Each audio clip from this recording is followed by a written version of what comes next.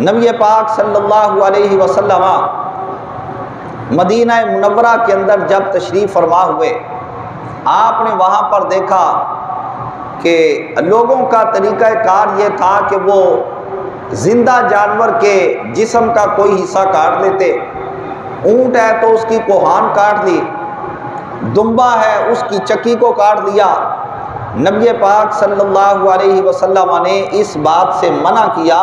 آپ نے فرمایا خبردار، زندہ جانور کے جسم کا کوئی حصہ کاٹ کر اس کو بالکل استعمال نہ کیا جائے، اسے نہ کھایا جائے۔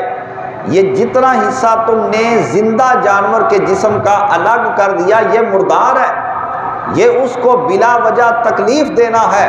اب آپ اندازہ لگائیں کہ ہمارے جسم پر سوئی کی نوک لگ جائے، چھری کی نوک لگ جائے تو کتنی تکلیف ہوتی ہے، آخر وہ بھی جاندار ہے۔ تو اللہ کے محبوب علیہ السلام نے فرمایا کہ اگر تو کھانا چاہتے ہو تو اس کو شرعی طریقے سے ذبح کرو، اس کو کھاؤ، کوئی منع نہیں کرتا۔ اللہ نے اس کی اجازت دی ہے، تمہارے لیے اس کو حلال کر دیا ہے۔ لیکن یہ طریقہ غلط ہے کہ زندہ جانور کے جسم سے کوئی مخصوص حصہ کاٹ کر اس کو کھا لیا۔ فرمایا جتنا حصہ زندہ جانور کے جسم سے کاٹ کر الگ کر لو گے وہ مردار ہوگا، اس کا تمہارے لیے کھانا حرام ہوگا۔